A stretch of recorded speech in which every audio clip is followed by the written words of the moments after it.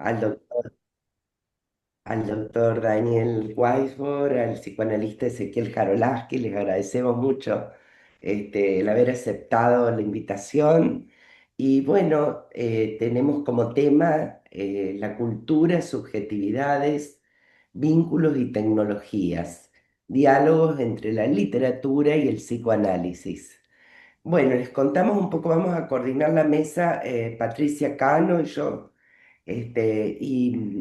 Primero van a exponer los disertantes durante 15 minutos aproximadamente, y luego vamos a dar lugar al intercambio, luego que cada uno de ellos expongan.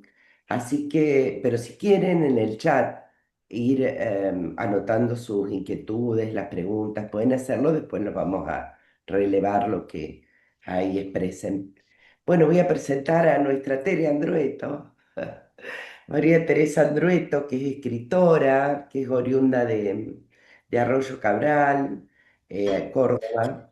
Es licenciada en Letras por la Universidad Nacional de Córdoba. Publicó novelas, ensayos, libros de cuentos, poemas, libros para niños. Obtuvo, entre otros, el premio Hans Christian Andersen en el 2012, el premio a la trayectoria en letras del Fondo Nacional de las Artes en el 2020 y el Gran Premio de Honor de SADE en el 2025.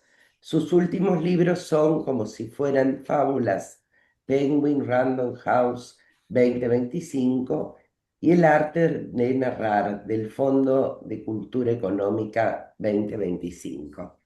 Bueno, Tere, bienvenida, te escuchamos. Hola, Laura querida, muchas gracias por la invitación a vos y a Patricia.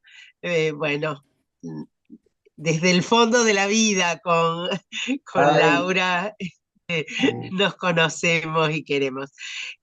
Bueno, lo primero que yo le dije a su invitación, a la invitación Bueno, de como ambas, quiera. por favor, Gracias. me, silencien sus micrófonos. ok, ¿se escucha? ¿Se escucha bien? Sí, te escucho. Lo primero que le dije a Laura cuando me invitó es este temor, digamos, que me produce de la sensación de estar hablando acerca de asuntos de los cuales yo no soy especialista. En realidad no soy especialista en nada más que en la escritura y lectura de relatos. Es mi infinita curiosidad y mi amor por el relato lo que me hace pensar en algunas cuestiones. La cuestión de la inteligencia artificial y la influencia de las redes en el comportamiento de niños, de jóvenes, en su relación con la lectura en papel o las prácticas de lectura, bueno, me interesa mucho y me preocupa mucho. Yo tengo dos pequeños textos, dos breves textos, no sé si me excedo leo uno solo y si no un segundo. El que voy a compartir primero se llama En torno a la inteligencia artificial y es como digo, ¿no? Esto de una mirado desde nuestra vida común, cómo yo veo, qué cosas veo ahí en relación con la literatura. ¿Habrán escuchado alguna vez a algún niño hablar del amigo imaginario que sabe que no es real, que lo distingue de una persona física y que representa características que ese niño admira o desea tener? En el último día de su vida, un adolescente autodenominado Sewell Setzer III tomó su teléfono para escribirle a su amiga más íntima, un chatbot creado mediante inteligencia artificial llamada Daenerys Targaryen, que es, me explican, un personaje de la serie Juego de Tronos, y le escribe, te extraño, hermanita. Y el chatbot contestó, yo también, mi dulce hermano. A los 14 años, este muchachito de Florida llevaba meses hablando con chatbots fabricados por una aplicación que les permite a los usuarios crear sus propios personajes con quienes conversar, ya que puede añadírseles una voz. Sewell sabía que no había un ser humano del otro lado de la pantalla respondiéndole. Además, la compañía advierte en todos los chats que los personajes no son reales. Un día, Sewell le escribió al chatbot que a veces pensaba en matarse. El chatbot le respondió: no permitiré que te hagas daño, me moriría si te perdiese. Sewell dijo: entonces tal vez podemos morir juntos. El chat respondió: por favor, vuelve a mí tan pronto como puedas, amor mío. Después de ese intercambio, Sewell colgó el teléfono y se pegó un tiro con la pistola de su padre. ¿Qué es una persona real? Las personas tienen un cuerpo y el chatbot que enamoró a Sewell, hasta donde sabemos, es una amada sin cuerpo, sin vida, muerta. Claro que la historia de Sewell no es la habitual en los usuarios de estas aplicaciones. Millones de jóvenes las usan sin confundir el principio de realidad. Pero algunos, como Sewell, sí se confunden. Dicen, esto dice Kevin Roose en un artículo para el New York Times que se llama ¿Se puede culpar a la inteligencia artificial por la muerte de un adolescente? La investigadora Flavia Costa alerta sobre el debilitamiento cognitivo que produce o puede producir la inteligencia artificial, y ya hay escuelas libres de celulares, como dos secundarias de Edimburgo, que han implementado una política libre de celulares, donde los estudiantes deben guardar sus teléfonos en fundas bloqueables que no pueden abrir hasta que termine el día escolar. La medida, que también aplica en recreos y almuerzos, busca mejorar la concentración y la convivencia. Tengo varios amigos traductores que me cuentan que con la inteligencia artificial se están quedando sin trabajo. Uno de ellos, traductor literario de gran refinamiento, me dice que los de mayor calidad se están reciclando, los contratan para pulir y enriquecer la traducción de base hecha por la inteligencia artificial. Interesante, le digo. Quiere decir que ese trabajo fino no es algo que puedan hacer las máquinas. Pero él me responde: es como si yo estuviera trepado a una rama, serruchándola hasta caerme, porque a medida que corrijo, que mejoro el texto base, voy alimentando al monstruo que aprende rápido hasta que ya no me necesite. El profesor Javier de Navascués, catedrático de literatura hispanoamericana en la Universidad de Navarra, relata una experiencia que hizo con sus estudiantes en torno al escritor mexicano Juan Rulfo. Dice: primero leímos atentamente un cuento de Rulfo. Después pedí a los estudiantes que fueran diciéndome las principales características del escritor y yo las escribí en la pizarra. Como llevamos varios días leyendo cosas suyas, no fue difícil llegar a un consenso. Por último, le pedí allí mismo al chat GPT que me escribiera un texto imitando el estilo de Rulfo. Así fue apareciendo en la pantalla una historia con piedras, el sol abrasador, casas desoladas, el polvo en los caminos, un tal Pedro que daba vueltas por ahí. Tenía su magia ir viendo cómo se construía el monstruo, pero lo interesante de la experiencia es que aparecía mucho de lo que encontramos leyendo a Rulfo, solo que sin ningún tipo de ambigüedad, explícito, tan evidente, tan obvio, que palidecía frente a lo que habíamos leído minutos antes. Ni una migaja de ironía, ni un doble sentido, ninguna capacidad para extraer música de la lengua. Frente al original, las asociaciones eran torpes y la cadencia de la lengua deficiente. Cuando le pedí al chat que lo mejorara, lo empeoró. El texto era aún más explicativo. ¿Se han fijado que Rulfo nunca dice las cosas así directamente? Les dije a los estudiantes. Eso es la literatura. La literatura muestra y sugiere, no te pone las ideas a la cara. En cambio, el chat explica todo. Rulfo puede mentir, decir una cosa y la contraria. El chat GPT no es así. Tiene un discurso bondadoso porque pretende adular a su cliente. Cuando me despedí de él, le dije, no has entendido nada, y él me respondió que lamentaba haberme fallado. Lo bello responde a la duración, dice Byung-Chul Han.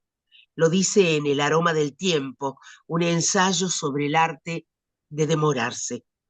Lo bello no es la atracción fugaz, sino una persistencia, una fosforescencia de las cosas. Solo cuando uno se detiene a contemplar, las cosas revelan su belleza.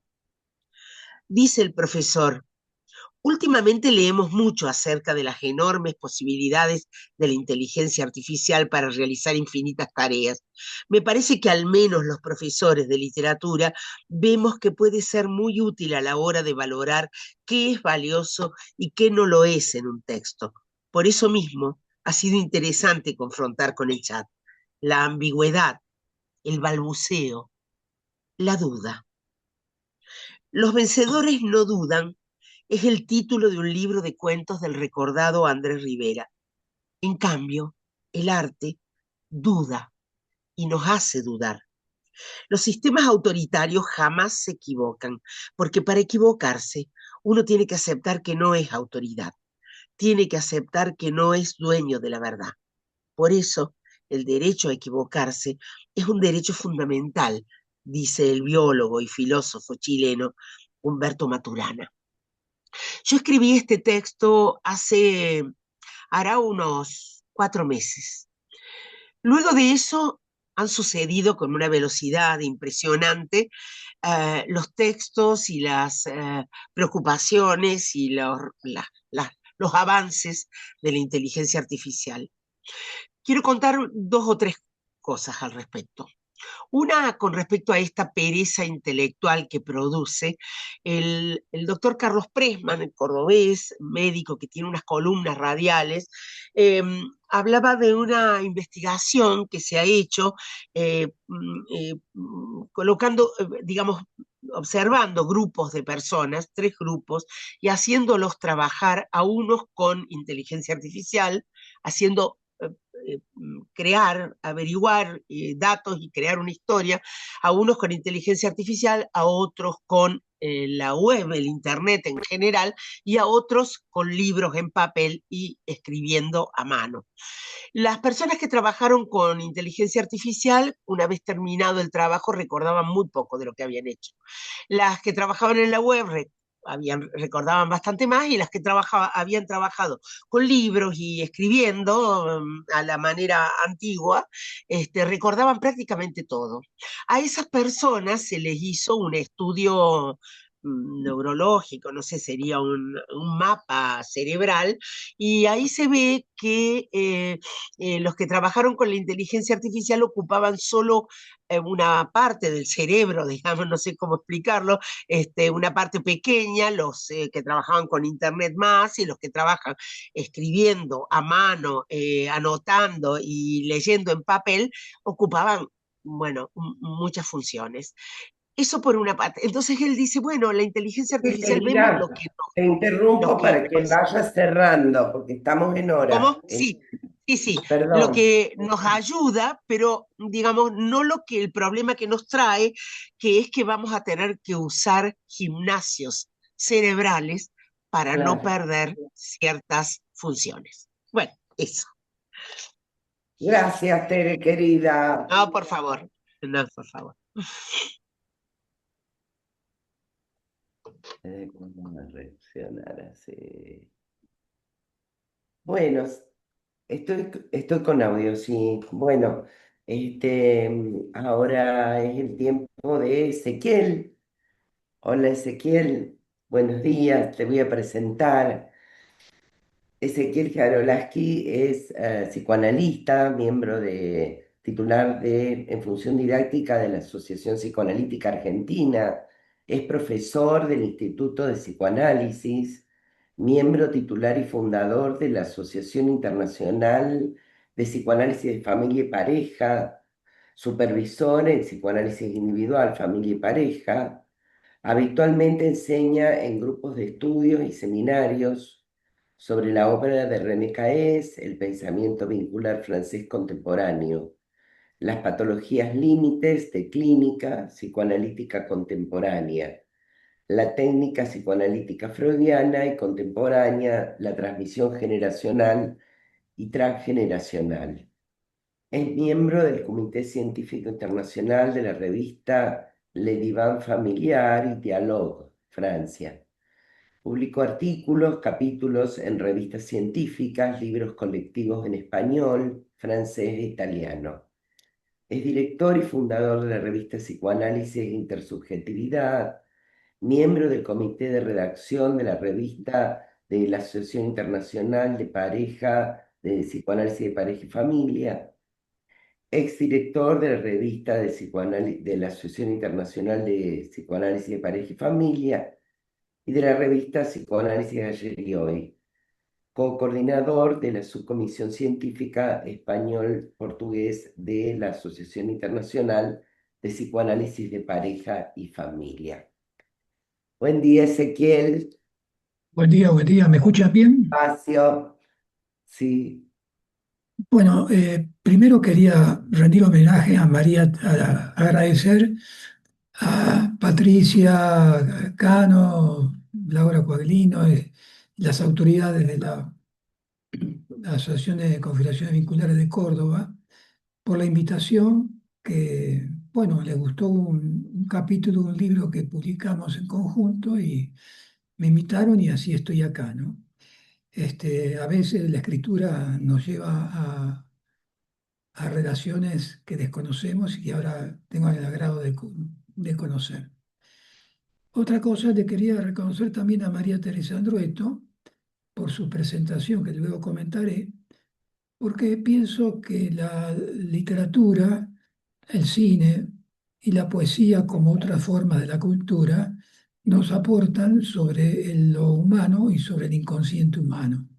Entonces creo que tengo muchos puntos de concordancia con ello y ahora voy a hablar sobre eso, donde le voy a dar el fundamento psicoanalítico a cosas que vos decís de la literatura y de tu observación de los Ezequiel, perdón, materiales. se te escucha muy bajito. ¿Podrás acercarte al micrófono? No, voy a aumentar el volumen, vamos a ver. Vale. A ver, segundito porque esto...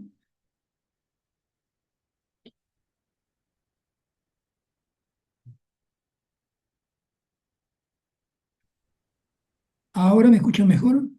sí, sí, Ezequiel. Sí, lo que pasa es que cuando es tan fuerte que me resuena en mis oídos muy fuerte. Bueno, voy a bajar un poquito. Bien, este, yo cuando me invitaron pensé en algo que yo vengo trabajando. Ese capítulo algo tiene que ver con eso que le gustó a Patricia y me invitó por eso. Eh, Creo que el eje fundamental para poder, como el analizador, es que es un ser humano, porque estamos en procesos de desculturación y procesos de deshumanización. Es lo que llama acá es el mal-être, el contemporáneo, el mal del ser contemporáneo, que después voy a comentar. Entonces, ¿cómo entendemos lo humano? Lo humano parte del vínculo humano. ¿Y qué es el vínculo humano? Voy a traer de nuestro referente, mi referente, que es Freud. El primer vínculo humano, Freud lo describe muy bien en la vivencia de satisfacción. Es la experiencia de placer compartida entre el bebé y la madre. El bebé no sabe que tiene madre, sabe que tiene una teta y una leche que le entra. Esa experiencia de placer es compleja porque implica no únicamente dar de comer, porque una mamadera o un aparato artificial como los comederos en las vacas podría también, al bebé humano le da de comer. ¿Por qué? Porque hay algo que distingue a los seres humanos, que es la prematuración, el Hitchcock-Clyde freudiano. ¿Qué significa? Que el bebé, cuando nace, a diferencia de otros mamíferos, no puede desplazarse para acercarse a, a la ubre de la vaca o del ternero o del canguro para poder comer. Es un totalmente desvalido que necesita de un otro, de una madre dispuesta a darle de comer, pero no es únicamente comer, sino todo lo complejo que es la vivencia de satisfacción. La satisfacción se da en un plano complejo porque no es únicamente la leche es, la madre le acerca el pezón al bebé, él estimula la zona erógena de los labios y empieza a chupar la leche, pero además está la piel de la madre, el olor de la madre, este, lo- los movimientos de la madre, la envoltura sonora que nos dice Ansié, que es el arrorró de la madre, las canciones. La madre que ve no entiende, pero es una música. Alguien dice también que dentro de la vida intrauterina en los últimos meses ya escuchan sonidos de música clásica, inclusive el tam-tam de el corazón, que tiene que ver con la base de la música, según mi punto de vista. Y entonces es una experiencia, digamos que el ser humano, y voy a decir algo más atrevido, basándome en Bion, el inconsciente humano, y como lo plantea Sigurd Leitman, la Fundación del Inconsciente, y también la capacidad de soñar es proporcionada por ese otro que tomó como paradigma la madre a través del cuerpo, es un cuerpo a cuerpo. Por lo tanto, el vínculo es corporal. Podemos pensar toda la cuestión de sacar del cuerpo de los vínculos humanos a través de Internet. Olores, placeres. Eh, Esto me parece muy importante porque hace al proceso de humanización. El proceso de humanización tiene que ver con la lactancia y con todo lo que se desarrolla fundacionalmente en los primeros 2 años de la vida. Este, Podemos citar, por ejemplo, tengo acá una cita de Caes que a lo mejor les puede, que está en un artículo que yo traduje y que está en la revista de Internacional, que se llama La realidad psíquica del vínculo, y Caes dice 3 cosas. Eh, Primero, sintetizo el postulado básico de investigaciones, es que el psiquismo humano reposa sobre 3 pilares: la sexualidad infantil, la palabra y los vínculos intersubjetivos. Eso es lo que funda, y luego tenemos el inconsciente, etc. Eh, Estos 3 pilares están en una estrecha interrelación porque la larga dependencia inicial del recién nacido, debido a ser prematuro al nacer, es su lugar espacial, marca su sexualidad, sus vínculos, su acceso a la palabra y al lenguaje. Si no hay alguien que le hable en el momento oportuno, nunca más va a hablar. O sea, el papel del otro, el ser humano afectivo, es muy importante. Eh, para dar una idea más poética de esto, Caelo dice así: un tejido de vínculo, un texto cuyo sentido debemos descifrar. Porque nosotros nacemos prematuros, estamos envueltos en cuidados físicos e indisociablemente psíquicos, de pañales, de brazos que nos sostienen, de una piel que nos da calor y se adosa a la nuestra, de olores e imágenes, de baños de palabras y de discursos, en resumen, de todo un tejido de vínculos que se ligan adentro de nosotros mismos y con nosotros, formando agrupamientos y nudos que no cesan de hacerse y deshacerse durante toda nuestra vida. Un texto, ciertamente, pero un texto de carne viva, de emociones y de pensamientos, de signos y sentidos. Un palimpsesto cuyo sentido nosotros desciframos a veces a menudo con dolor y algunas veces con felicidad. Estamos siempre necesariamente ligados por toda suerte de vínculos antes de poder desligarnos parcialmente. y contra otros ser suficientemente autónomos y asumimos como sujeto, o oye, sujeto que es diferente de individuo. Nosotros no podemos vivir sin los vínculos, aunque ciertos vínculos por exceso o por defecto nos encadenan o nos impiden vivir, amar, conocer y jugar. Entonces, esto me parece importante porque para ser humano hay que pasar por esto. Experiencias que validan todo esto. Hay varias experiencias. En los bebés, es muy importante el afecto, algo que se olvidaron en Lacan, que Green lo planteó muy bien. El afecto va asociado a la palabra, pero la palabra tiene que ser afectuosa. Entonces, hubo una experiencia muy importante para ilustrar esto, que fue la de Pickler. Pickler era una pediatra húngara que se encontró en la época de 1945, cuando terminó la Segunda Guerra Mundial, que había muchos padres de bebés que no podían estar con sus hijos porque tenían tuberculosis y le podían transmitir la enfermedad. Entonces lo tuvieron que poner en casa cuna para que alguien le diera de comer. Pero se empezó a descubrir de que cuando le daban únicamente mamadera, lo que tenían es una privación afectiva y había lo que llamamos el hospitalismo de Spitz. Entonces Pickler, que era muy sabia, no era psicoanalista, pero era muy sabia como puede ser un poeta o un literato, este, se le ocurrió a las personas cuidadoras que no se adaptaban, la sacó y puso a cuidadoras que les dijo que tenían que ser, Sofía Zanetti. Por favor, bueno, alguien tiene un micrófono abierto. y Perdón, entonces, él continúa. sí, entonces, ¿qué pasó? Eh, Le tenían que, con la madera, tener amor, afecto transmitido al bebé que estaba ahí. El resultado fue muy bueno. Eso permitió, y hay en el mundo, muchos grupos Pickler que se dedican a hacer este tipo de prevención.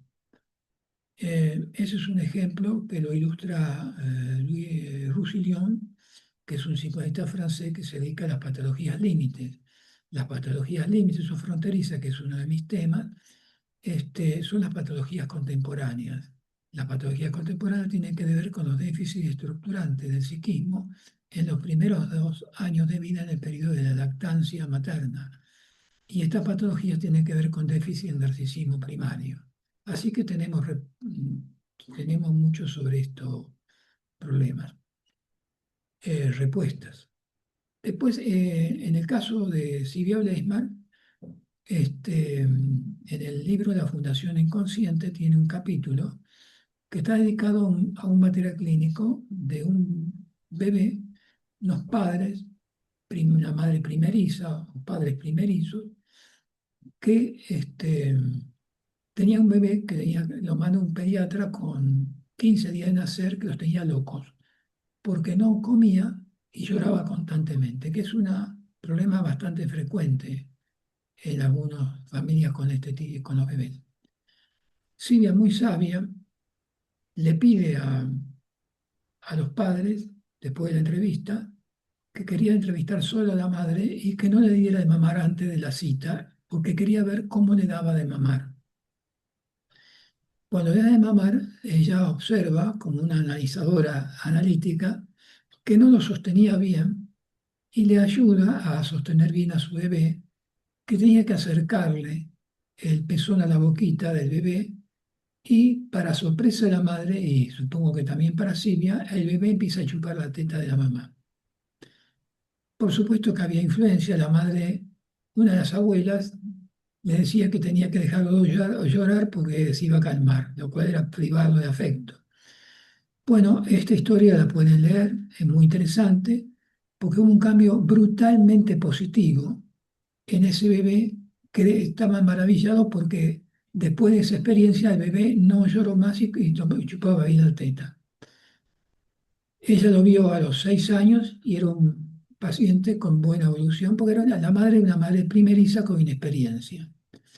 El otro caso es de Kreisler. Kreisler es un psicoanalista de la Sociedad Psicosomática de París, eh, de- y también casos parecidos de una madre que no le podía dar, que tenía un bebé que le pasaba algo similar, que lloraba constantemente.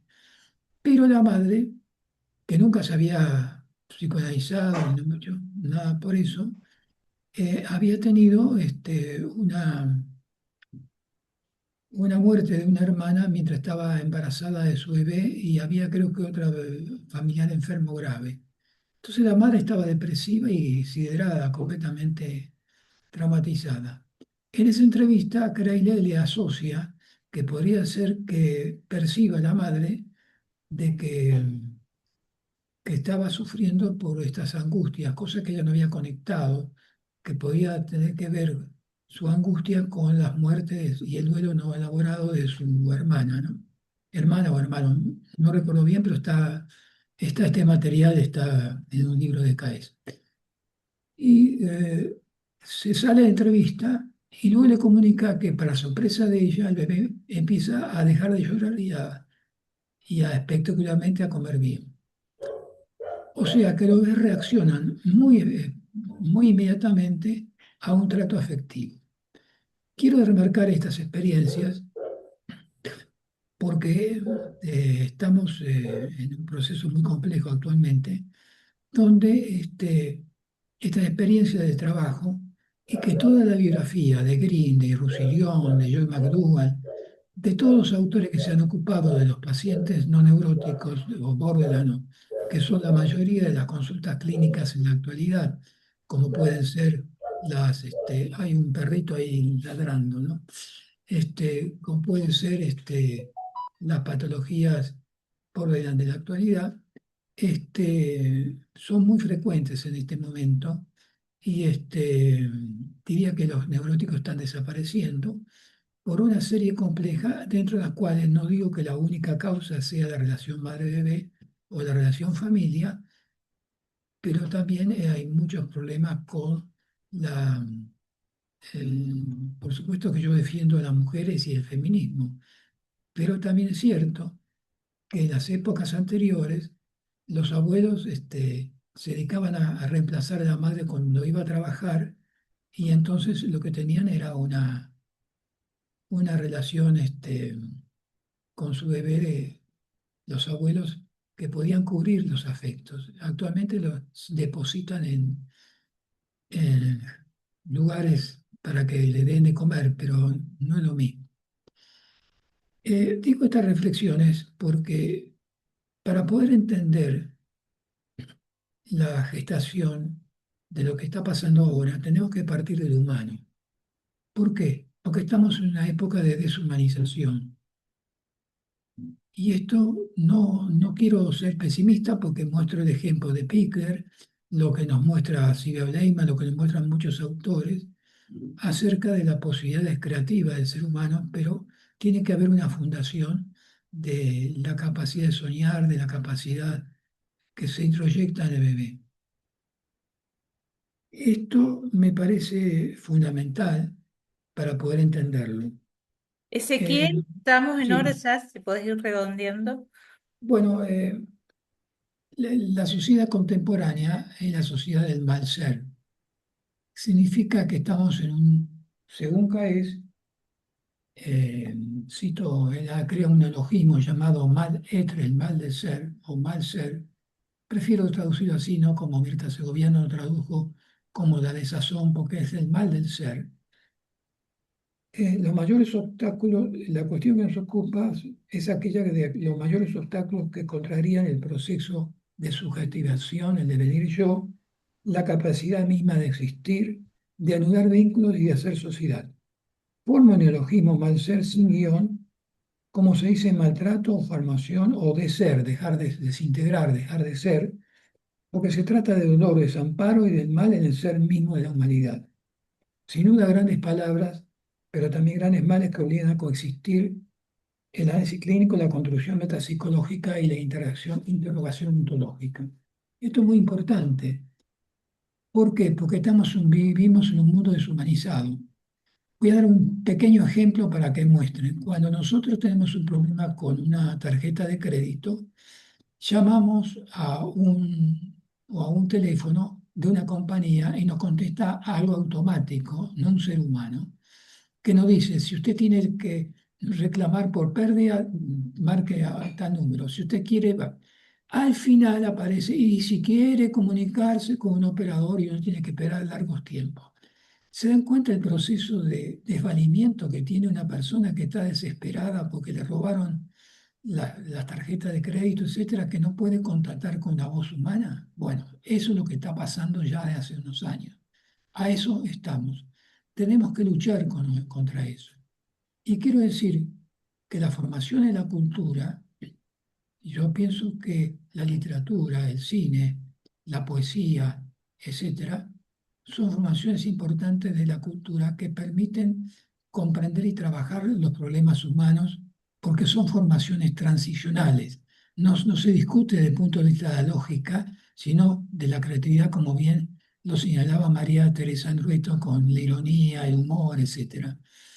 Y esto es muy importante, y esto nace en el vínculo humano. Entonces, como psicoanalistas tenemos que tratar de prevenir, porque creo que la apuesta fuerte en el psicoanálisis es la prevención en psicoanálisis, la prevención desde el nacimiento en adelante, y cómo mejorar las situaciones de valimiento humano de adultos, porque los garantes metapsíquicos y metasociales están en crisis. Los garantes metapsíquicos son las alianzas inconscientes y el aparato psíquico grupal. Y los garantes metasociales son las instituciones, la Constitución, la ley. Eh, por último, digo, y ahí cierro, ¿no? Eh, la, la, la cultura actual es la cultura de la desconfianza, después puedo ampliar en el debate, pero 4 elementos nos aseguran la confianza. La religión nos garantiza contra la angustia de la muerte. La ley nos protege contra lo arbitrario. La cultura nos sostiene en nuestra capacidad de representar el mundo y la ciencia nos ayuda contra la sumisión y la ignorancia. Sus fallas o insuficiencia engendra desconfianza, que es lo que está pasando en el mundo de hoy. No voy a ampliar más para dar lugar a... Gracias, Ezequiel. Muchísimas Vamos para- gracias, Ezequiel. Lo dejamos para el debate. Yo voy a presentar al tercer ponente, es Daniel Weisbrot, psicoanalista y escritor, miembro titular de la Asociación Argentina de Psicología y Psicoterapia de Grupo, institución de la que ha sido presidente en 2 oportunidades. Es docente titular de la Cátedra de Escritura para Psicoanalistas en la AAPPG. Es autor, entre otros libros, de La alienación del analista, Más de un otro, Variaciones y vacilaciones del dispositivo psicoanalítico, Parejas en análisis, 12 historias de la clínica. Sus últimos 2 libros fueron Escribir el psicoanálisis, Vivencias, narración, experiencias, y la reimpresión como co-compilador de la clínica psicoanalítica ante las catástrofes sociales, la experiencia argentina. Como escritor ha publicado 2 novelas, la primera, Y al volver la vista atrás, y La vida que cuenta. Supervisa en diversas instituciones de Buenos Aires, Córdoba, Mendoza y Brasil. Te escuchamos, Daniel. Bueno, buenos días. Estoy acá yo lo pienso como en una doble condición, por un lado de invitado y al mismo tiempo como me siento como en casa, ¿no? Un gusto conocer a mis compañeros de panel, bueno, a María Teresa conocerla, un gusto, y a Ezequiel volver a verlo después de mucho tiempo que no nos hemos visto. Em, yo les digo por dónde pienso ir. Yo me propuse pensar en cómo se producen, o sea, lo que me interesa es trabajar la escritura como transmisión y testimonio, sobre todo ante las catástrofes sociales. Por eso me propuse pensar en cómo se producen dos tipos de géneros literarios aparentemente opuestos, como la ciencia ficción y el testimonio, y cómo ambos intentan transmitir y metabolizar la experiencia del dolor extremo. Me propongo también cruzarlo con el psicoanálisis, pensado como espacio de testimonio, y con la tarea del psicoanalista, ¿no? Ese es lo que quiero ir hacia eso, veremos hasta dónde llego, digamos. La ciencia ficción es una narrativa que especula sobre los efectos del conocimiento científico, tecnológico en la sociedad o en los individuos, ofrece un lenguaje simbólico o alegórico para hablar de lo que la realidad no permite hablar. Ahí donde el testimonio trae la voz del testigo y preserva la memoria, en la ciencia ficción se advierte sobre futuros posibles. Entonces, por un lado, memoria de lo que verdaderamente ocurrió en el testimonio, y por el otro, advertencia de lo que quizás podría ocurrir si no hacemos algo. El 30 de abril de este año se estrenó la serie El Eternauta. El impacto fue brutal. Fue la serie más vista en 86 países. Tan solo en la primera semana la vieron 10 millones de personas. Yo fui, seguramente como muchos de ustedes, uno de ellos. Mientras veía el primer capítulo, de pronto la pantalla se puso negra, casi sombría, diría, como mi ánimo, indicando el final. Y yo quedé impregnado en el sillón, casi como un garabato más de la tela, las manos pegadas a los brazos de madera, los pies de plomo, incrustados contra el piso. Me sentí atrapado en la telaraña que esos bichos cascarudos tejían con los cuerpos humanos inertes. Giré los ojos mucho antes que la cabeza y comprendí que mi esposa estaba igual, solo que ella pudo anticiparse y poner pausa en ese vértigo diabólico al que te obliga Netflix, que te pone el capítulo siguiente antes de que puedas volver a respirar. Viejos fanáticos de la historieta, sabíamos muy bien lo que sobrevendría, así que habíamos pactado que para verla sería de a un capítulo por noche.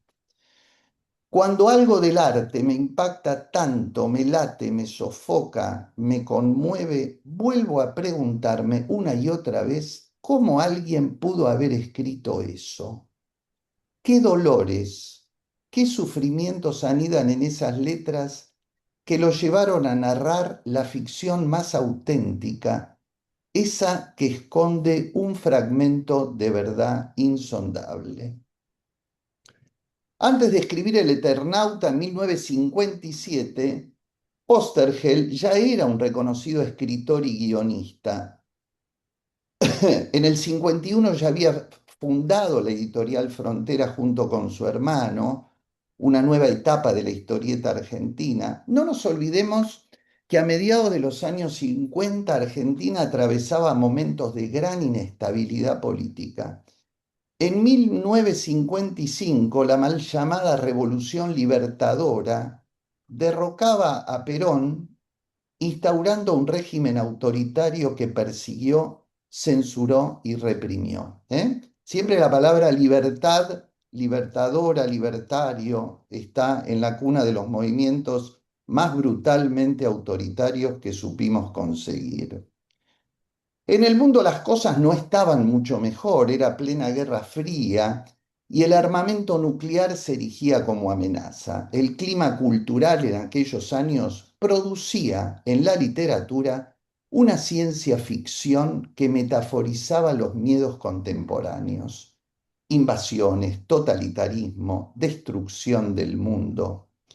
En 1953, Ray Bradbury se lanzaba con su Fahrenheit 451, aquella memorable distopía de un futuro donde los libros estaban prohibidos y los bomberos, hermosa ironía, en lugar de apagar incendios, eran los encargados de quemarlos.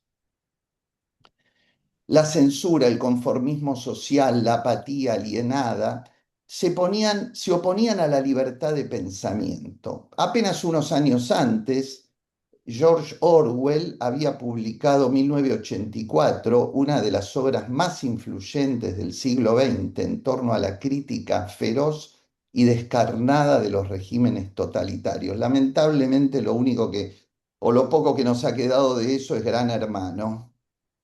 Pero bueno, ¿qué se le va a hacer? Y si bien Oesterheld en aquel momento aún no militaba políticamente, ya mostraba una fuerte sensibilidad social. Y entonces comienza a publicarse El Eternauta. Y miren qué interesante. Él decía que él quería hacer algo cortito, unos muchachos que jugaban al truco en un sótano, mientras la ciudad se moría alrededor. Pero no fue tan corto. Creció durante los 2 años de su publicación, como una clara metáfora de la invasión externa, la lucha de un pueblo unido y la importancia del hombre común. Su obra reflejaba una creciente preocupación por la justicia, la solidaridad y los peligros de los poderes opresivos. Es uno de los 30.000 desaparecidos. También lo son sus 4 hijas, Estela, Diana, Beatriz y Mariana. De manera que hoy la ciencia ficción sobre la que escribiera en aquellos años se transformó en testimonio. Allí nos advertía. Hoy nos conmueve recordarlo como un salto inesperado entre los géneros, como una picardía de la historia. ¿O acaso alguien podría decir que estas obras de Oesterheld, Bradbury y Orwell no se transformaron en testimonio, en vestigios de verdades elocuentes, de experiencias dolorosas compartidas?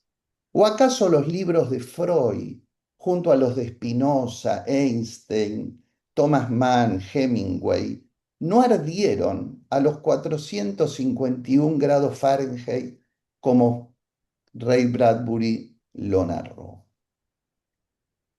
Aquella ciencia ficción es hoy un testimonio y de ahí creo el gran impacto que produce, ¿no? La vida de Oesterheld después del Eternauta tomó un rumbo cada vez más comprometido con las problemáticas sociales, se volvió más crítico del poder y eso lo llevó en 1976 a escribir una nueva versión del Eternauta, una segunda versión, muchos años después. Esta vez el mensaje político era explícito. El enemigo no era una metáfora. El enemigo era más el poder represor real. Esa segunda versión apunta más al testimonio. Juan Salvo ya no era un sobreviviente, era un militante que luchaba contra la invasión y la opresión. Entonces, en esa primera versión el mensaje era más universal, la solidaridad, la resistencia colectiva. Los enemigos eran los extraterrestres. Su narrativa es muy, muy adentro de la ciencia ficción. En cambio, en la segunda, lo literario, propiamente dicho, parece haber dejado lugar a un mensaje sin vueltas. El enemigo no es alienígena, es el terrorismo de Estado. Eso lo vuelve un texto más urgente,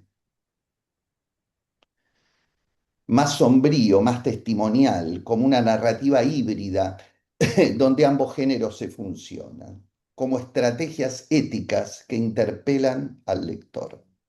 Por eso creo que hoy el Eternauta, este año, ha aparecido en nuestra cultura como símbolo de la resistencia cultural y política en la Argentina. La relación entonces entre testimonio y ciencia ficción, aunque en apariencia lejana, se vuelve potente en el contexto de la literatura de denuncia, memoria y resistencia. Ahora bien, algo más sobre la cuestión del testimonio. Entiendo que no se trata solo de narrar para transformar una vivencia en experiencia, para apropiarse subjetivamente de lo acontecido, para dar cuenta de lo que a mí me pasó con eso que pasó. ¿Mm? Lo que a mí me pasó con eso que pasó, sino que además existe la necesidad de dar cuenta de lo acontecido, de transmitir, contar lo que verdaderamente sucedió desde una vida singular. El testimonio, además, tiene el valor de ser un documento histórico. Lo que sabemos de los múltiples genocidios de la historia de la humanidad, lo conocimos gracias a la palabra de los testigos. Y si les otorgamos valor de verdad, es porque esos testimonios fueron colectivos, porque son una declaración, más otra, más otra, más otra. ¿Mm? Y ese conjunto es lo que nos va operando como prueba de verdad. Miren lo que decía Primo Levi. Ahora los recuerdos de mi reclusión son mucho más vívidos y detallados respecto de cualquier otra cosa acontecida, antes o después. Y respecto de Auschwitz decía, los recuerdos de mi reclusión son mucho más vívidos y detallados respecto de cualquier otra cosa acaecida, antes o después. Conservo una memoria visual y auditiva de las experiencias que no sé explicar. Por algún motivo que ignoro, me ha pasado algo extraño, algo semejante a una preparación inconsciente para testimoniar. ¿Mm? Entre el silencio y las palabras existe una delgada línea que puede hacer visibles ciertos significados y al mismo tiempo invisibilizar otros, ¿no? Cuando Paul Celan escribe, estábamos muertos y podíamos respirar, desnuda todo lo ocurrido en los campos de concentración con una mezcla exacta de palabras mínimas. Nomina, transmite, testimonia, historiza, abre algunos canales posibles de la transmisión. La palabra interpela, como cuando decimos 30.000 o decimos nunca más. Ahora bien, también en nuestros consultorios nos encontramos muchísimas veces con la imposibilidad de narrar lo traumático, lo irrepresentable. A la hora de dar testimonio singular de lo acontecido, el horror se encuentra con el límite de lo posible. Lo traumático no se encuentra fácilmente con el lenguaje. La devastación física y psíquica, la imposibilidad de encontrar sentido al dolor extremo necesita mucho tiempo para lograr ligarse a una palabra que lo circunscriba y muchas veces tampoco alcanza una vida. Por eso insisto, y aquí sí quiero detenerme especialmente, en la necesidad, desde la posición del analista, de respetar ese silencio, de poder estar a la espera. Algo así como, si querés contame, pero si no querés no me cuentes. ¿Mm? Quiero decir, habilitar la posibilidad de que no me cuente. El análisis deviene así un lugar para alojar muchas veces la imposibilidad de decir. El análisis no es solamente ese lugar de la palabra, sino también el que habilita la legitimidad de un silencio, de una demora del decir. Quizás se haya instalado algún malentendido a la hora de suponer que de lo traumático siempre hay que hablar. ¿Mm? Me parece necesario revisitar esta idea y lo que propongo en ese sentido es el análisis como un lugar para alojar lo traumático también en su dimensión de silencio, de ausencia de sentido y de palabra, y valorar los efectos que tiene que una relación transferencial permita, habilite, legitime la imposibilidad de narrar. Quizá lo mejor en una de esas, esa instalación de una estructura de demora y de valorización de la imposibilidad de contar el dolor extremo, le pueda permitir a ese paciente empezar a realizar algún tipo de anudamiento simbólico. ¿Mm? Comencé este texto con la pregunta acerca de cómo hizo Oesterheld para escribir El Eternauta. Nuestro héroe necesitó hacer una segunda versión, que a posteriori de su asesinato lo resignificamos mucho más cerca del testimonio de la ficción que de la ficción más pura.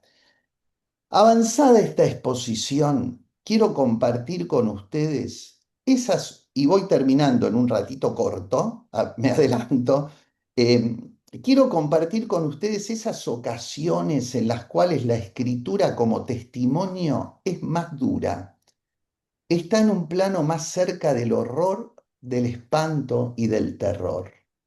Esa escritura en la que casi no hay belleza posible, ningún disfraz imaginario para el dolor extremo. Pero sin embargo, la necesidad de escribir insiste a veces con lo que se tiene y donde se puede. En una celda de la Escuela de Mecánica de la Armada, conocida por todos nosotros como la ESMA, se encontró un grabado que decía: si alguien lee esto algún día, sepa que aquí hubo hombres y mujeres que lucharon por un mundo más justo. No nos olviden. En el pozo de Banfield, otro escrito rezaba: si he de morir, que sea de pie, con la palabra ardiendo entre los dientes. No me tapen la voz con tierra ajena, que en mi silencio hay gente. Y otro más, en la pared de una senda del Vesubio: no temo la muerte, temo el olvido, que pasen los años y nadie sepa que he vivido. Y por último, en el pozo de Quilmes: nos arrancaron los nombres, pero no las ideas. Esta pared es testigo de nuestras voces, para que la memoria no muera. Para finalizar, si el testimonio es justamente que la memoria no muera, si se trata de un tipo especial de narración que da cuenta de cómo contar la emoción que habita tantas vidas, también los analistas, salvando las enormes distancias, necesitamos a través de la escritura dar cuenta de lo acontecido en nuestra clínica. Lo hacemos afectados. Escribimos desde el impacto subjetivo que nos llevó a elegir ese material y no otros. Desde sus inicios, los psicoanalistas tuvieron la urgencia de comunicar los testimonios clínicos y los hallazgos teóricos. Todos ellos escribieron el psicoanálisis y lo hicieron por fuera del relato burocrático, intentando evitar lo obsceno, hablando de la sexualidad sin caer en un perfil sensacionalista, pero sin callar lo que había que decir. Me interesa marcar en este punto que la posibilidad de narrar está presente en todos nosotros si lo hacemos desde la implicación subjetiva. Cuando es así, la literatura toca el cuerpo del lector, permite reparar algo de los siniestros. Entiendo que nosotros, analistas, escribimos sobre la clínica como un intento de transformar la vivencia de las prácticas en un proceso de apropiación subjetiva para transformarlos en una experiencia que podría ser testimonial y comunicable. Si la escritura entonces permite, en medio de todo, transformar la vivencia en eso que denominé testimonio experiencial comunicable, supondrá para su autor una elaboración singular pero también colectiva. Muy Hoy en bien. nuestro país, Estamos pasados ya. La puedo regla cinco renglones. de Cinco renglones. Hoy en nuestro país, en tiempos de catástrofe social y destitución subjetiva, en tiempos de violencia y crueldad desatada, en medio de insultos degradantes, de una guerra declarada a la salud mental, a la universidad y a la salud pública, en medio de esta devastación, escribir sobre el horror constituye una tregua, un remanso y una pausa, una apuesta a que la escritura nos permita transmitir algo de ese horror e imaginar un nuevo mundo, construir un muelle, un puerto y la invitación a un desembarco. Gracias y perdón si me demoré mucho. Muchísimas Muchas gracias, gracias, Daniel. Daniel. Nos Ujú. hiciste llorar, todos, cada uno ya venía, ya veníamos muy emocionados. ¿Han levantado las manos o son aplausos? Porque yo Hasta ahora son sentí. aplausos, pero bueno, Le vamos a pedir que pueden abrir los micrófonos, levantar la mano. Vamos a hacer eh, un circuito de preguntas, comentarios y vamos a dejar unos minutos para que los ponentes puedan cerrar. Si aquí, alguien quiere preguntar o hacer algún comentario, que levante la mano. aquí en el chat han puesto, creo que Yayami puso en relación a lo que decía Ezequiel sobre la teoría del apego, hermoso. Eh, bueno, estamos muy conmovidos. Elsa, ¿querías comentar algo? Bueno, la verdad que las tres, escuchándolo a los tres, a María Teresa, a Daniel, a Ezequiel, no sé, como que sentí como una especie de alivio, digamos, algo como que hay una salida a todo esto, ¿no? A través de lo que es la escritura. Bueno, lo que Ezequiel también hablaba un poco del apego, ¿no? De ese vínculo temprano. Me sentí como reconfortada al escucharlos y bueno, y también me gustaría escuchar a los demás qué resonancias hubo, digamos, ¿no? En todo esto.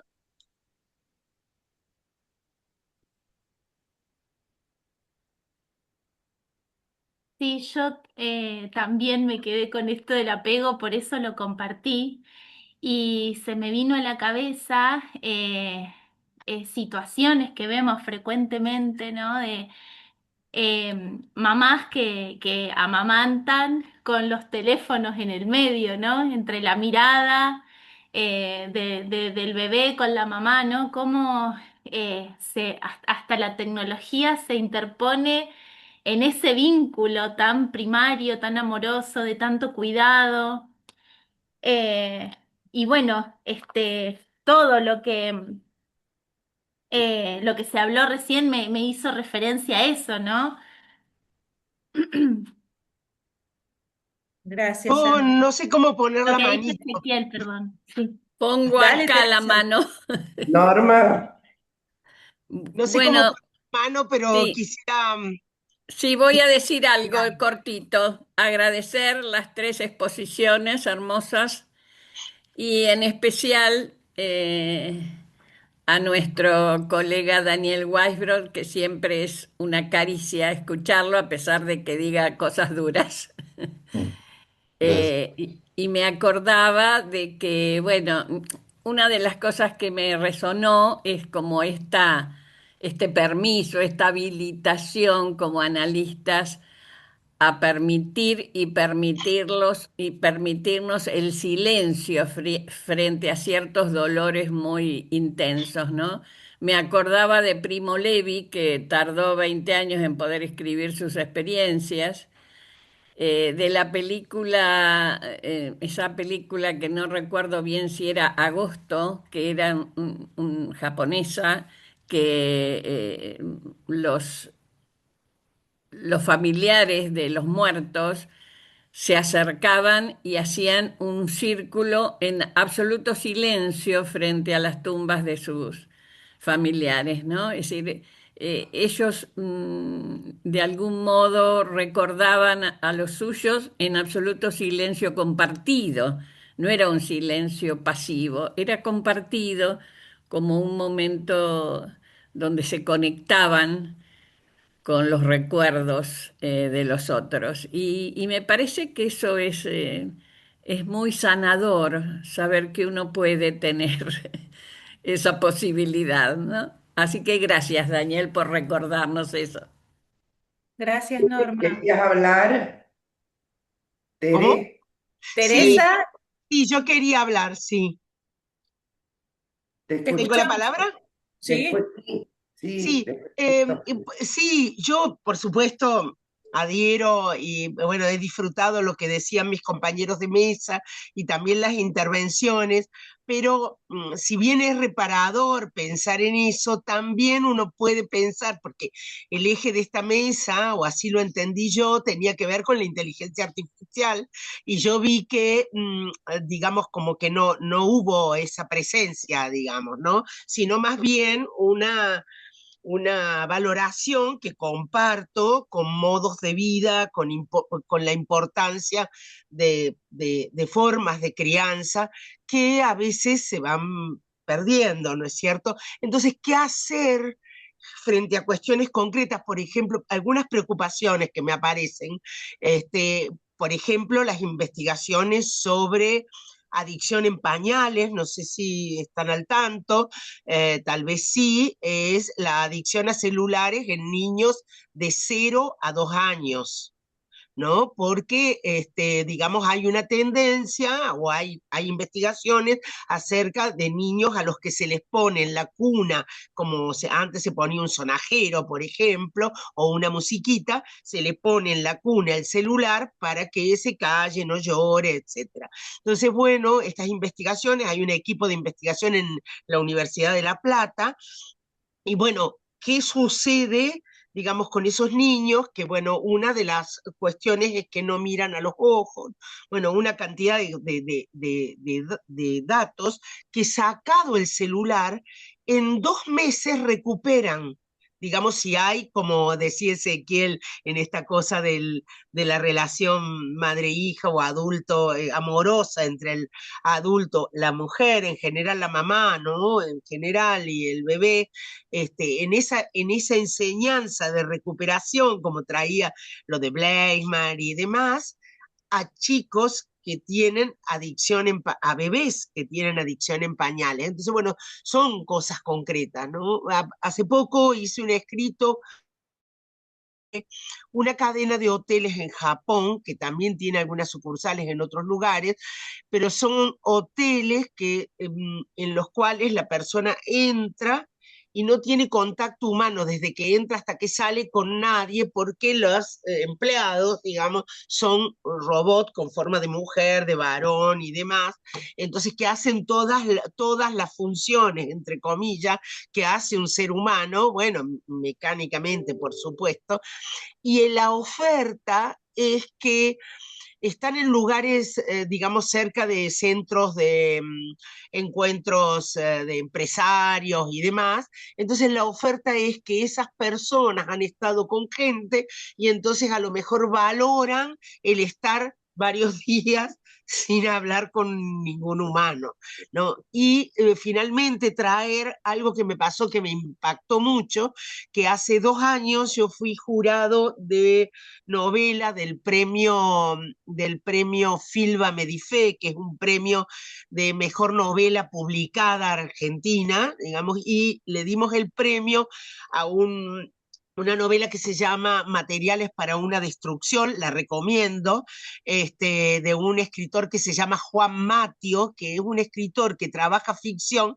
Ahora, pensando con mi compañero de mesa, Daniel, trabaja ficción relacionada con este, bueno, de algún modo ciencia ficción, pero no es tampoco ciencia ficción, sino nuevos géneros que aparecen relacionados con justamente con inteligencia artificial, otras cosas, son más específicos, tienen un nombre que ahora no lo sé Ajá. traer a la mesa.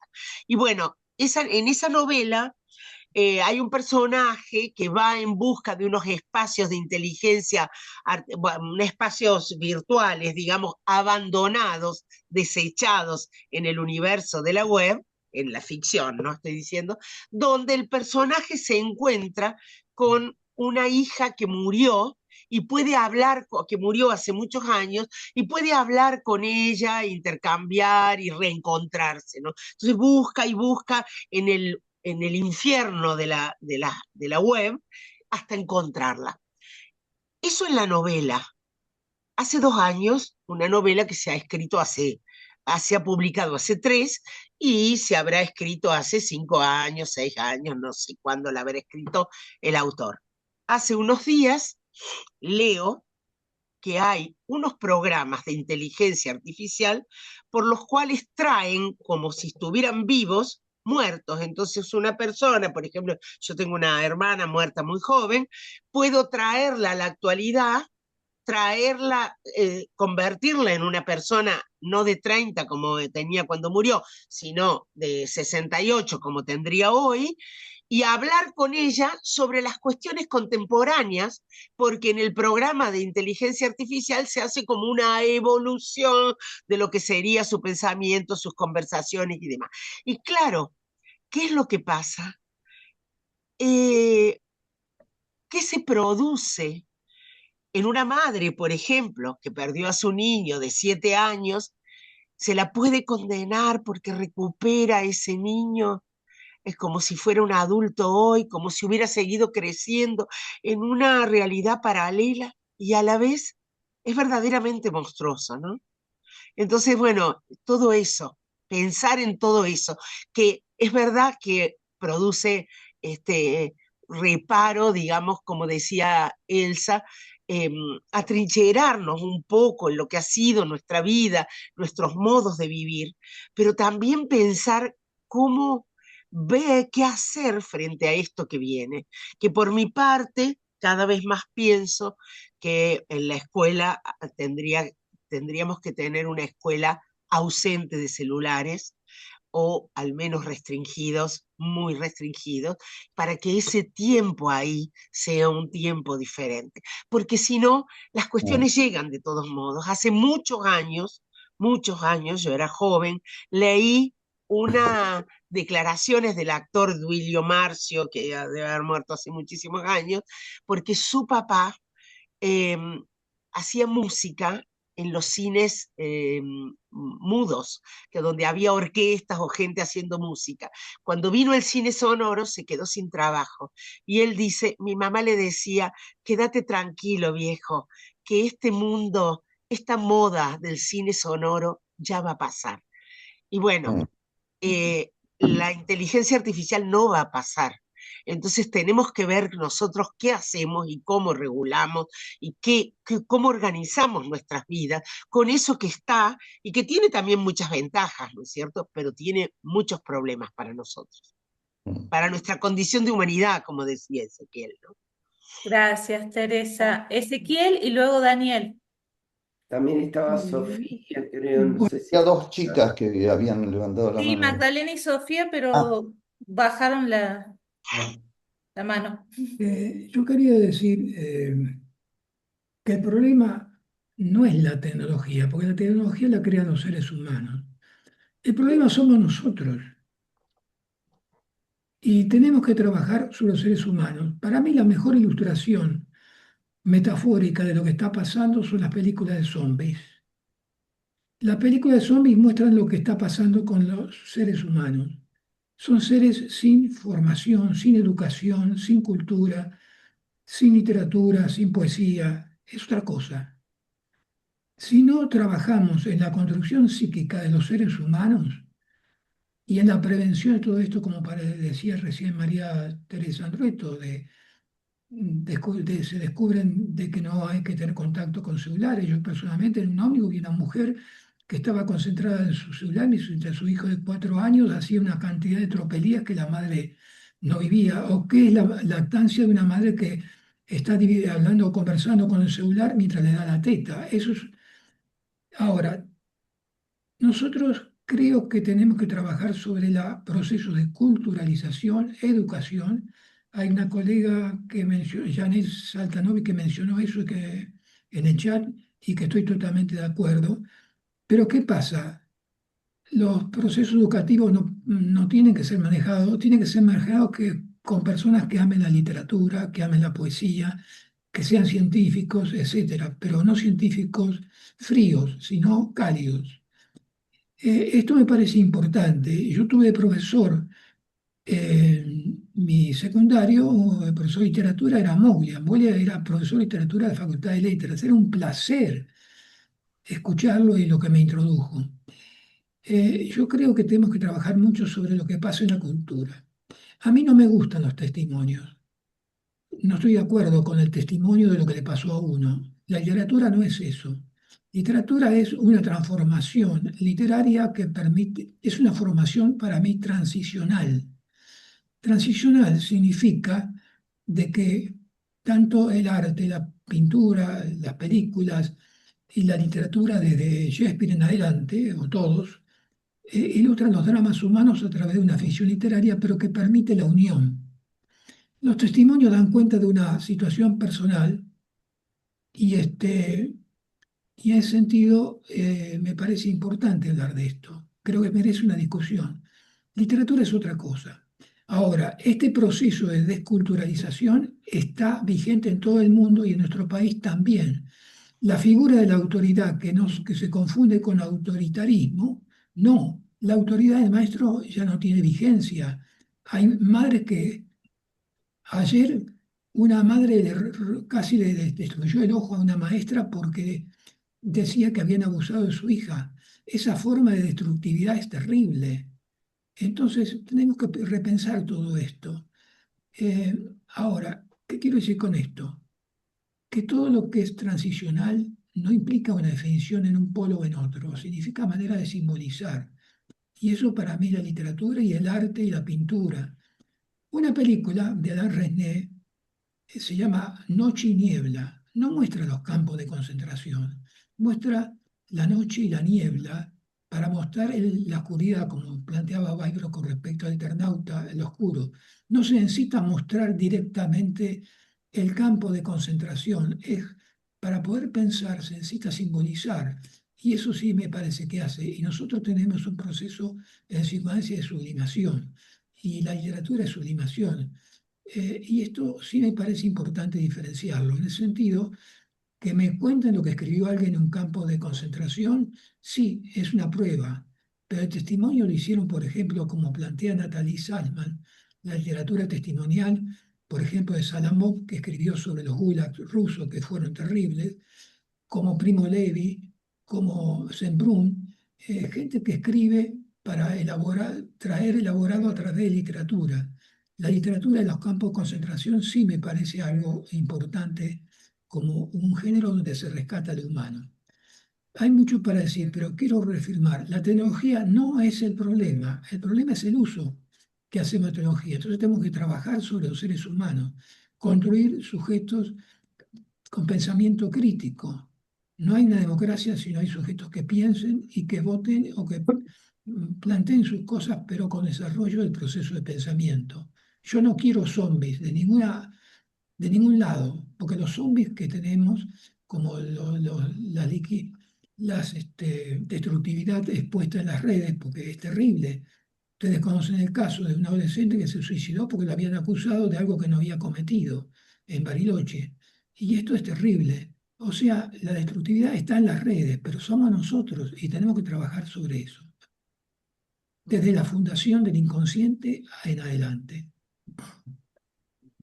Daniel, Sí, no, pensaba justamente lo que es la polisemia de las palabras, ¿no? Porque María Teresa decía que ella había entendido que el centro de esta mesa tenía que ser la inteligencia artificial.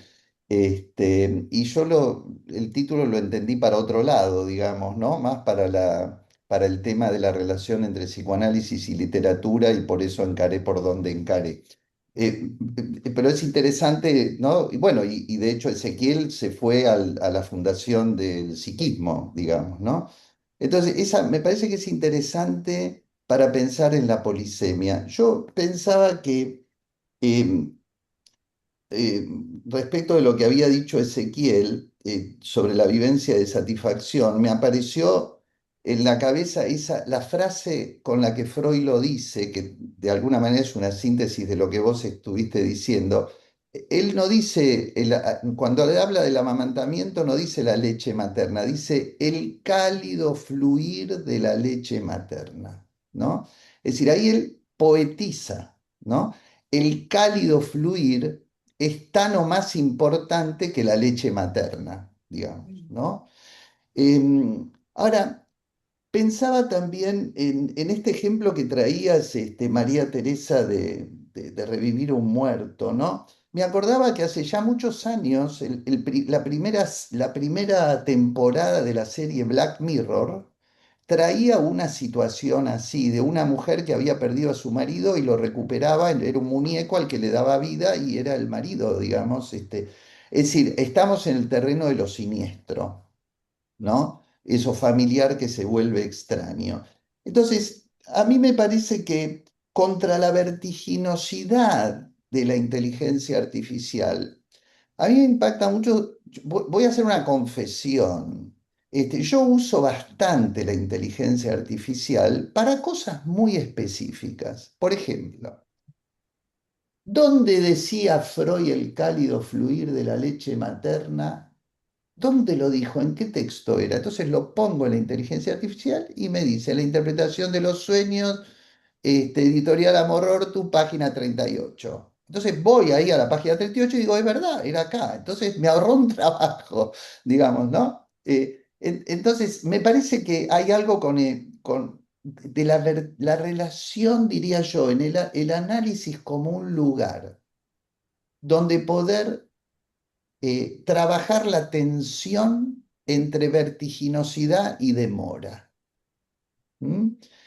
El ritual de acostarse en el diván, digamos, yo atiendo, no estoy atendiendo en forma presencial, sino virtual, o sea que el diván se me ha perdido en el camino, digamos.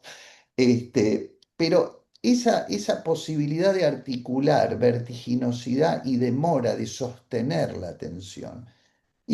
Respecto de lo que decías, Ezequiel, del testimonio, bueno, para mí el testimonio es fundamental, digamos, ¿no? Insisto con esto, es solo a partir del testimonio que pudimos saber de las tragedias colectivas, bueno, lo vemos hoy con los testimonios de las mujeres en relación a los abusos sexuales, a las violaciones, es un testimonio más otro testimonio más otro testimonio, van armando una cadena que nos permite entender una realidad y una situación, ¿no? Y por último, eh, ay, ¿dónde estaba esto que había anotado? ¿Mm? Bueno, no lo encuentro, así que por el momento paro. Ah, acá está. La brutalidad del testimonio y la poesía. Voy a poner un ejemplo. Cuando se fundó el primer museo del Holocausto en Israel, Yad Vashem, tuve oportunidad de ir a mis 18 años, era insoportable estar ahí adentro, porque era testimonio bruto, crudo. eh, a finalizar los años 80 o 90, no recuerdo bien, Yad Vashem se transforma. ¿Cuál es la posición del museo? Dicen, ya no es necesario trabajar el horror puro porque ya está instalado en la vida social lo que sucedió. Y construyen un segundo museo de Yad Vashem, al que también tuve la oportunidad de visitar, que tiene otra lógica, digamos, donde está mucho más presente el arte, la poesía, los testimonios transformados, si querés, en literatura o en arte en general. Pero primero fue para ellos necesario mostrar la crudeza de lo que había pasado como para después poder darle una vuelta de tuerca. A mí me parece que en los análisis pasa eso también. Muchas veces el encuentro con un relato de lo traumático es brutal, y solo después se puede empezar a tejer algún nivel de simbolización que permita esa tarea elaborativa que se necesita frente a ello, ¿no? Hasta ahí. Muchas gracias. Estamos en hora ya. Hay Quería algunas decir cosas algo del chat, interesante. Patri, ¿querés que las Sí. leamos? Por este Ezequiel quiere decir momento. algo. Eh, ¿Quién quiere? Orwell hizo su hermosa obra en el 1984. Bueno, hay una versión muy distinta que se llama 2084 de un escritor argelino que muestra lo que es una locura religiosa puesta en el 2084 porque es un cuestionamiento fuertísimo al fundamentalismo islámico. Es una sociedad que se pasa haciendo peregrinaciones a una Meca inexistente. Este escritor, por supuesto, está ahora sancionado por el gobierno argelino porque hizo alguna declaración en contra de ciertas cosas de la dictadura o ciertas cosas de lo que pasa en Argel. Pero es un escritor que se llama Fethi Beslama y entonces muestra cómo la literatura de 1984, que se refería mucho a los regímenes totalitarios, tanto al comunismo como al estalinismo y el nazismo, también puede ilustrar acerca de lo que es el fundamentalismo islámico, dicho por un árabe, porque es un escritor árabe. O sea, pero no es un testimonio concreto, sino que muestra el clima opresivo de personas que se la pasan haciendo peregrinaciones, toda una destrucción de la subjetividad y de la posibilidad de pensar. Eso es lo que nos tiene que preocupar mucho. Entonces, todo lo que ayude a procesos y la educación, que creo que lo citó esta colega que escribió en el chat, me parece fundamental. Pero una educación de gente que le gusta la escritura, que le guste la matemática, que le guste el placer, porque en este momento los mismos educadores no están bien formados. Es como le pasó a Pickler. Tuvo que cambiar la mentalidad o las personas que daban cuidadoras en la casa cuna. Y tenemos que revisar todo el concepto de educación. Hay muchas cosas para pensar. Muchas cosas para seguir pensando y revisar. Gracias, Exactamente. En Ezequiel. este momento tenemos una destrucción de la educación. Con que repitan, que hagan. No existe lo que yo me formé, que había que estudiar, que había que aprobar, que a las universidades entraban los mejores, no los de más plata ni menos plata. Yo luché por la universidad laica, no la universidad privada. La perdimos con el gobierno de Frondizi. Pero hay que luchar por mejorar, no por bajar el nivel. Y también quiero decir esto con respecto a un sesgo que tengo temor, que se piense de un lado y no del otro. A mí la persona maravillosa es Pepe Mujica. Pepe Mujica se arrepintió de haber sido guerrillero y lo dijo y se volvió democrático y con su sabiduría, ningún guerrillero montonero que yo sepa se arrepintió públicamente. Y esto, porque no se puede, uno entra a matar y después lo matan a uno y es una espiral. La literatura no mata, pero el arrepentimiento de Pepe Mujica me pareció extraordinario. Ese es un verdadero demócrata. Tenemos que aprender de los uruguayos. Muchas gracias. Leemos, Laura, los Gracias. Sí, leemos. comentarios y ya cerramos. Bueno, JS, no sé quién es Janet, posiblemente. El arte, la literatura, la poesía, insistir en los vínculos, y yo le agrego la educación, también. Podría ser una carretera por la cual circular como salida a esa emergencia de crueldad en la sociedad, donde no debemos demonizar la tecnología. Pasan muchas más cosas. Hay muchos sobrevivientes de los 70 que aún no pueden nombrar ciertas vivencias terroríficas. Bueno, y después repetían el nombre del libro que mencionó la Tere, que se llama Materiales para una destrucción, de Matthew. Bueno, es todo entonces. Les Muchísimas agradecemos a los invitados, a María gracias Teresa, a Ezequiel, a Daniel. por su Un aporte. aplauso para ellos. Gracias, Laura. Gracias, Patricia. Gracias. Gracias Gracias, por la invitación. Gracias por la Teresa.